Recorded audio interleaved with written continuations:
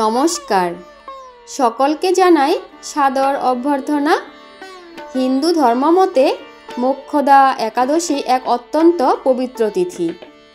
এটি বছরের সকল একাদশীর মধ্যে অন্যতম প্রধান। এই ব্রত পালনে মোক্ষ লাভ হয় এবং পূর্বপুরুষদেরও উদ্ধার করা যায়।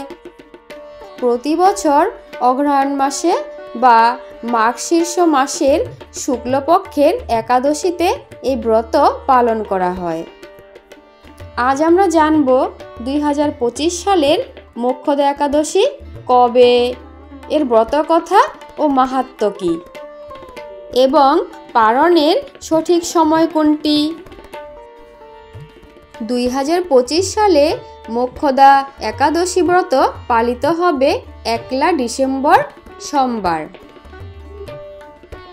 একাদশী তিথি শুরু 30 নভেম্বর রবিবার রাত 10:09 থেকে।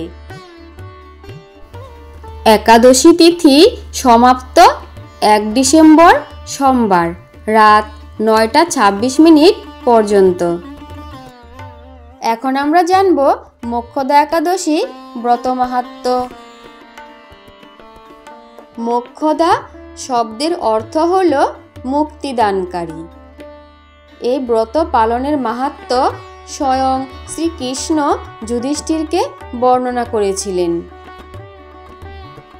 এই ব্রত সঠিকভাবে পালন করলে মানুষ ইহলোকে সকল পাপ থেকে মুক্তি পেয়ে মৃত্যুর পর মোক্ষ লাভ করেন। বিশ্বাস করা হয় এই ব্রতের পুণ্যফল পূর্বপুরুষদের উদ্দেশ্যে অর্পণ করলে তারাও নরক যন্ত্রণা থেকে মুক্তি পান। মোক্ষদা একাদশী সকল প্রকার ইচ্ছা পূরণকারী চিন্তামণির মতো। এটি সকল প্রকার ভয় ও দুশ্চিন্তা দূর করে। এই দিনেই ভগবান শ্রীকৃষ্ণ কুরুক্ষেত্রের ময়দানে অর্জুনকে শ্রীমদ্ভাগবদ্গীতা উপদেশ দিয়েছিলেন। তাই মোক্ষদা একাদশীর দিন গীতা জয়ন্তীও পালিত হয়।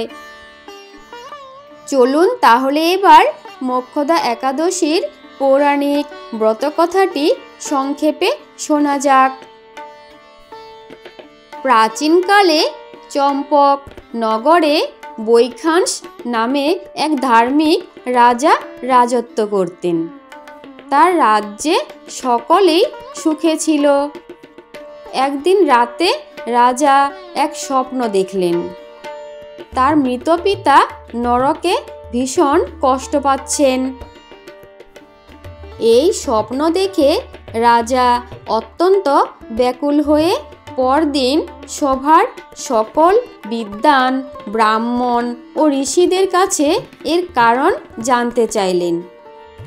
ঋষিরা রাজাকে বললেন, আপনার পিতা তার পূর্বজন্মের কোনো পাপের ফলে নরকে আছেন। তাকে উদ্ধার করতে হলে আপনাকে পর্বত মুনির আশ্রমে যেতে হবে। রাজা বৈখানস পর্বতমুনির কাছে গিয়ে তার পিতার কষ্টের কথা জানালেন। পর্বতমুনি যোগ বলে সব কিছু জেনে রাজাকে বললেন, মার্গশীর্ষ মাসের শুক্লপক্ষের যে একাদশী, যার নাম মোক্ষদা, তুমি ভক্তি ভরে সেই ব্রত পালন করো এবং সেই ব্রতের পুণ্যফল তোমার পিতার উদ্দেশ্যে অর্পণ করো। রাজা মুনির কথা মতো যথাবিধি মোক্ষদা একাদশী ব্রত পালন করলেন এবং ব্রত শেষে সমস্ত পুণ্যফল তার পিতার চরণে অর্পণ করলেন।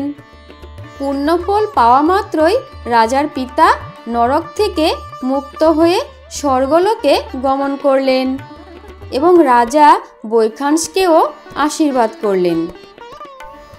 তাই এই ব্রত নিষ্ঠার সাথে পালন করলে শুধু নিজের নয়, পূর্বপুরুষদেরও সদ্গতি হয়।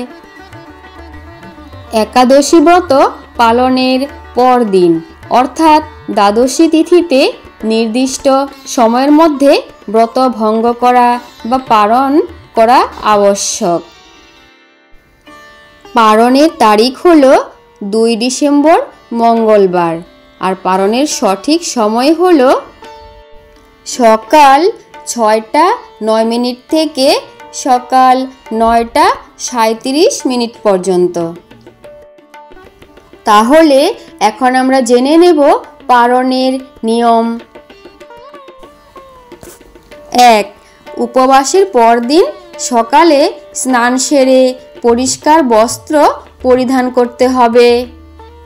2. প্রথমে ব্রাহ্মণ বা বৈষ্ণবদের ভোজন করাতে হবে। 3.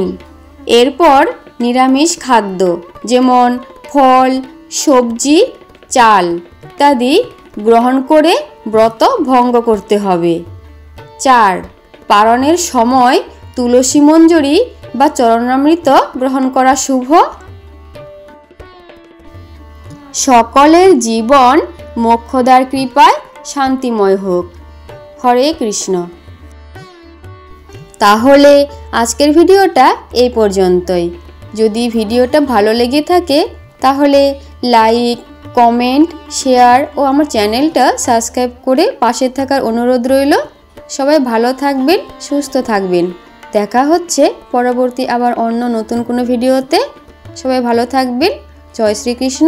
রাধে রাধে।